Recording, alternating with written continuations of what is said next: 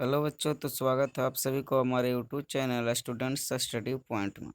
आज हम लोग बात करने जा रहे हैं क्लास 12 का पोइट्री सेक्शन 100 मार्क्स में एक लेसन है फायर ह्यूमन पढ़ने के लिए, जिसका लेखक है केकी एन दारूवाला। कौन है? तो केकी एन दारूवाला, जिनका यहाँ पे पिक्चर दिखाया जा रहा है।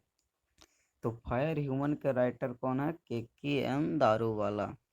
फिर आगे हम बात करते हैं लेखक के बारे में। तो लेखक के बारे में यहाँ पर दिखाया जा रहा है अबाउट ऑर्डर, मतलब लेखक के बारे में क्या क्या इसमें दिया गया है जो देखते हैं। लिखा हुआ केक्की अंदारू वाला बॉर्न 1937 ईस्वी, यानी केक्की अंदारू वाला का जन्म कब हुआ था? तो 1937 ईस्वी में। Is a major Indian poet, और केकी एंड दारूवाला जो थे क्या थे? तो इंडियन पोएट थे। And short story writer in English language, और ये इंग्लिश भाषा में, अंग्रेजी भाषा में शॉर्ट स्टोरी राइटर थे। क्या थे? Short story writer. एग्जाम में पूछे जाते हैं शॉर्ट स्टोरी राइटर, मतलब केकी एंड दारूवाला क्या है? तो शॉर्ट स्टोरी राइटर हैं। फिर नीचे देख रहे हैं कि लिखा हुआ he is also a former Indian policy service office, Indian policy service office officer जो हो गया, मतलब कि ये एक आईएएस ऑफिसर भी थे। क्या थे? IAS officer. ही बाज, लिखा हुआ ही बाज अवार्डेड द साहित्य अकादमी अवार्ड इन 1984 ईस्वी फॉर दिस पोएट्री कलेक्शन, यानी कि कहा जा रहा है यहाँ पर कि इनको साहित्य अकादमी पुरस्कार भी मिला था। कब मिला था? तो 1984 ईस्वी में इनको साहित्य अकादमी पुरस्कार मिला था। और किस चीज़ के लिए? तो हिज पोइट्री कलेक्शन, इनके सारे पोइट्री सेक्शन को कलेक्शन करके देखा गया तो बहुत अच्छे ये पोएट थे, जिसके कारण इनको साहित्य अकादमी अवार्ड दिया गया। और कब दिया गया? तो 1984 ईस्वी में दिया गया। आगे बात करते हैं फॉमोस वर्क, मतलब ये कौन कौन से किताब लिखे थे। तो लिखे हैं the keeper of the dead, under origin, और फिर तीसरा लिखे हैं क्रॉसिंग ऑफ रिवर। ये 3 बुक लिखे हैं। कौन लिखे हैं? तो केकी एन दारूवाला। आगे बात करते हैं, अब देखते हैं एक्सरसाइज पे, मतलब कि किताब के जो लिखा हुआ उसके फिगर के साथ हम दिखाने जा रहे हैं। ले जो कहाँ पोइट्री का नाम है क्या है? Fire human. इसमें लिखा हुआ है the burning heart erupted phosphorescence and wandering heart ghost liked frightened Parsis by. कहता है कि बर्निंग घाट है, मतलब जलता हुआ घाट है, जो यहाँ पे हमको दिखाया जा रहा है कि एक जलता हुआ घाट है। इरप्टेड फास्फोरेसेंस, फास्फोरेसेंस का मतलब होता है जिस जो घाट अगर जलता है तो वहाँ पर देखेंगे कि लाली टाइप का ऊपर जो धुआं की निकलता, मतलब दूर से देख भयावन कुछ डरावना टाइप के लगता है देखने से। अगर दूर से वहाँ जो कह रहा है, देखिए कि यहाँ पर बोला जा रहा है अभी,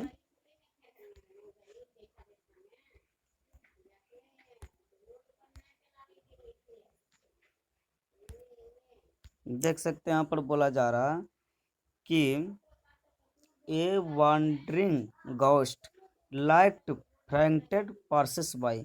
और जो ये जो जलते हुए मुर्दे यहाँ पे जो जलते हैं बर्निंग घाट में, तो जो आग लग रहता है तो उससे क्या होता है बहुत, और जब वहाँ से पार्सेस बाई का मतलब होता है राहगीर लोग, जब राहगीर लोग वहाँ से गुजरते हैं तो उनको बहुत सी डरावना सा लगता है, जैसे कि क्या हो रहा है वहाँ पे। जब जलते हुए घाट रहता है तो वहाँ पर बहुत सा डरावना महसूस होता है।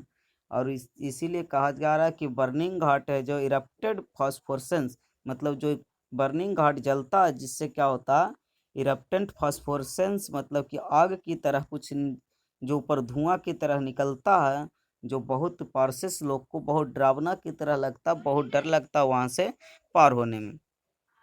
फिर आगे बात करते हैं, तो लिखा हुआ है क्या देखें, as moon light Scuttlet among the once strolling at dawn past river bank and घाट।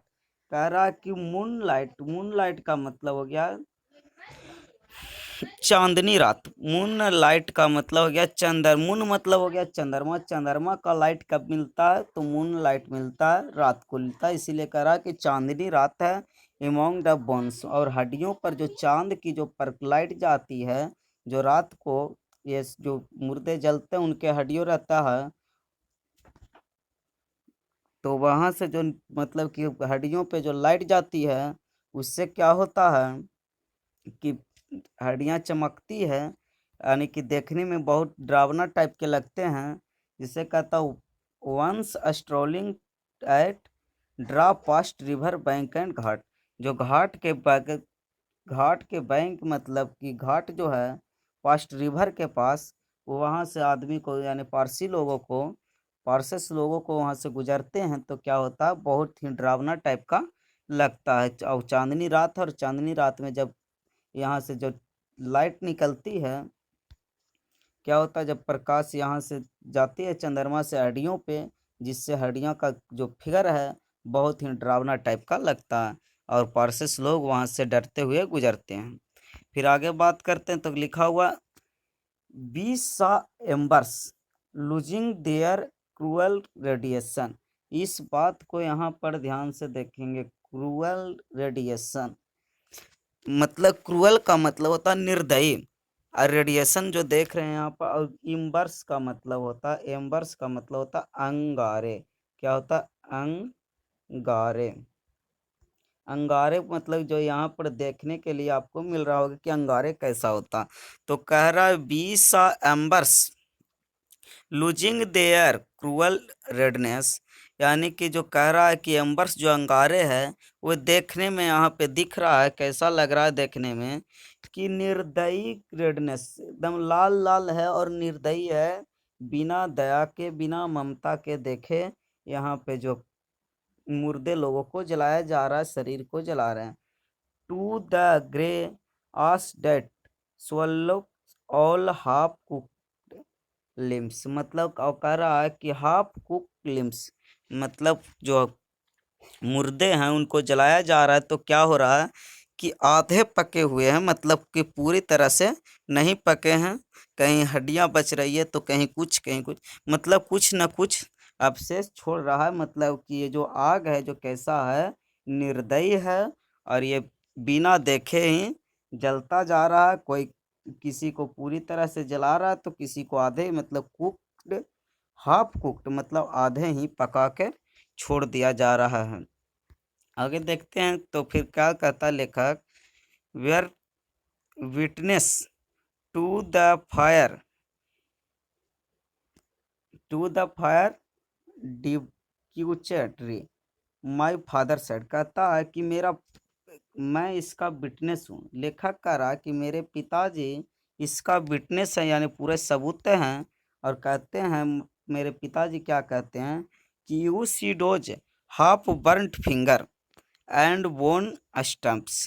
कहता है कि जो फिंगर है यहाँ पर हाफ बर्न्ट फिंगर, आधे जले हुए अंगुलियों को कहते हैं हाफ बर्न्ट फिंगर। मतलब यहाँ जो हमारे पिताजी कह रहे हैं कि देख सकते हैं इस फिगर में कि आधे जले हुए अंगुलियों को। और कहता एंड बोन टम्प्स। टम्प्स का मतलब, बोन टम्प्स का मतलब होता है जो हड्डियां हैं जो जलकर जो बच जाती है, उसको बोला जाता है बोन स्टप्स। स्टप्स का मतलब होता है जले हुए हड्डियां, जो आधे मतलब पूरी तरह से हड्डियां नहीं जली है, उस हड्डी को क्या कहते हैं, बोन स्टप्स।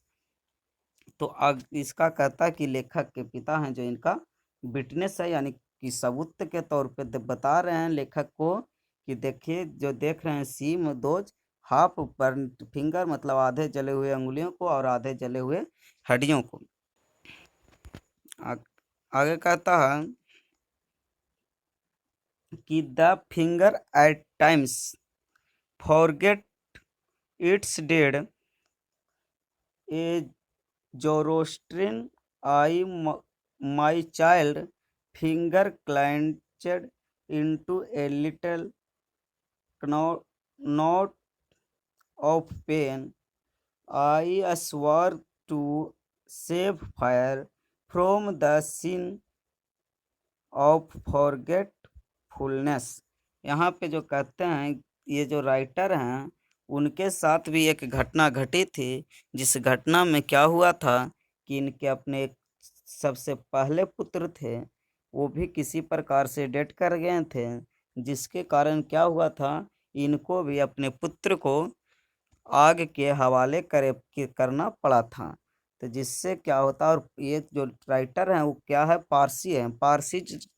जो पारसी लोग होते हैं अपने मृतक को आग के हवाले नहीं करते। पारसी लोग आग को पवित्र मानते हैं, इसीलिए अपने मुर्दे को, मतलब अपने मृत को पार्थी के हवाले, आग के हवाले नहीं करते हैं।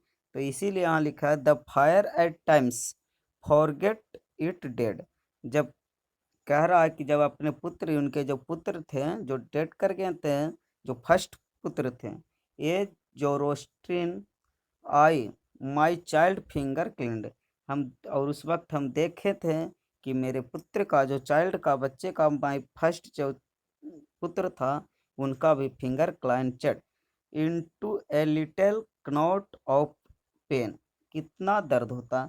ये जो बोल रहे हैं, पहले क्या कर रहे हैं, मतलब कि जब अंगुलियों किसी प्रकार से कट जाती है, क्लेंच्ड मतलब कट जाती है, तो क्या होता है कि कितना पेन होता, कितना दर्द होता। I sworn to save fire from the scene of forgetfulness. और ये आग, जो निर्दयी आग है, किस ढंग से आधे अधपके हड्डियों को छोड़ दे रहे हैं, शरीर के मतलब आधे भाग को जलते हैं और आधे भाग को छोड़ देते हैं, निर्दयी आग। फिर कहते हैं ये आग जो कहते हैं कैसा होता है, क्रूअल होता है। उसके बाद देखो यहाँ पे लिखा हुआ, it never forget and 20 years since। It near forget and 20 years since। लेखक हैं जो कहते हैं कि 20 years पहले की बात है, मतलब 20 साल पूर्व की बात है। As consigning my first born to the flames. कहता है कि जब 20 साल पहले की बात है कि मेरा भी पुत्र एक थे, जो फर्स्ट पुत्र थे, उनके किसी भी प्रकार डेथ हो गया था, मतलब मृत हो गए थे, जिससे कारण हम क्या किए थे, अपने पुत्र को भी आग के हवाले कर दिए थे। इसीलिए हम मतलब कि आग से क्षमा मांगते हैं, यानी कि हमारा साथ भी ये घटना घट चुका है, और ये 20 साल पहले की घटना है, जिसमें हमने अपने फर्स्ट पुत्र को ही आग के हवाले किए थे। तो आगे देखते हैं क्या करा। The nearest tower of silence.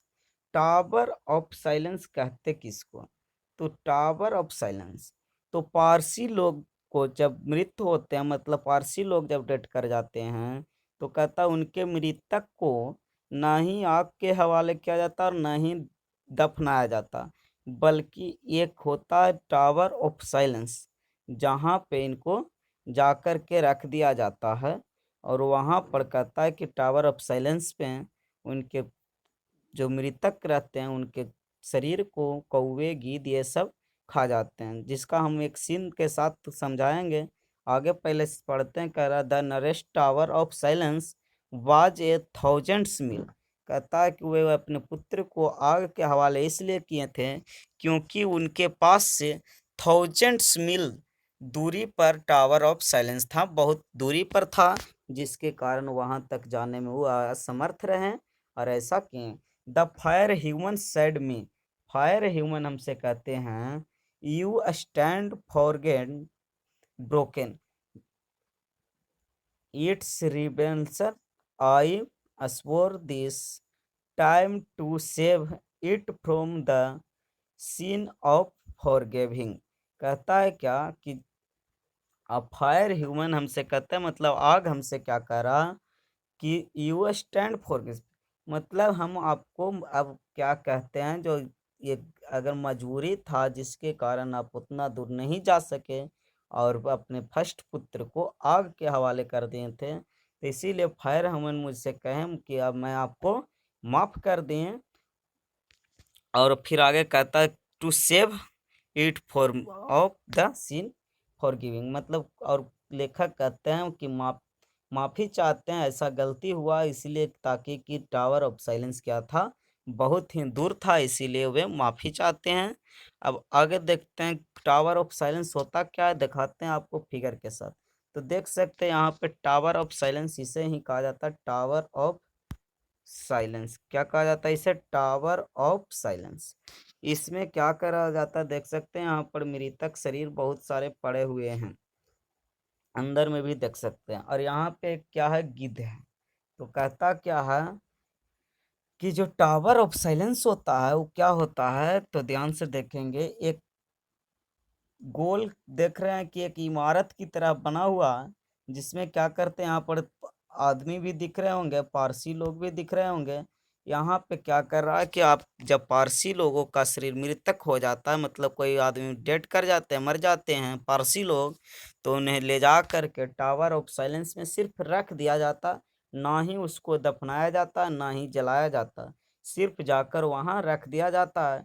और ये सब जो गिद्ध हो गए, कौवे, ये सब जो भी हो गए हैं, पक्षी उच्छी, जो आ करके इनके शरीर को खा जाते हैं, इसी को कहते हैं टावर ऑफ साइलेंस। तो इसी में क्या हुआ था कि ये 1000 मील्स दूर रहने के कारण लेखक ने भी अपने पुत्र को फर्स्ट बार फर्स्ट पुत्र को ही आग के हवाले कर दिए थे। और पारसी लोग हैं जो आग को पवित्र मानते हैं, जिसके कारण इनको बहुत खराब लगा, लेकिन मजबूरन बस उनको आग के हवाले करना पड़ा था, क्योंकि टावर ऑफ साइलेंस क्या था, बहुत ही दूर था। इसीलिए जो है कौन के एन दारू वाला ने ये 20 साल पहले की बात, अपने बातों को देखते हैं और समझाते हैं इस कहानी में। तो ये कहानी हो गया, अब इतना ही इसमें था। तो चलो अब मिलेंगे फिर आगे वीडियो में। Thank you so much. और इस वीडियो को ज़्यादा से ज़्यादा शेयर करें, ताकि आप सभी को और भी ऐसे ऐसे बहुत सारे वीडियो मिलेगा। बाय बाय, टेक केयर, धन्यवाद।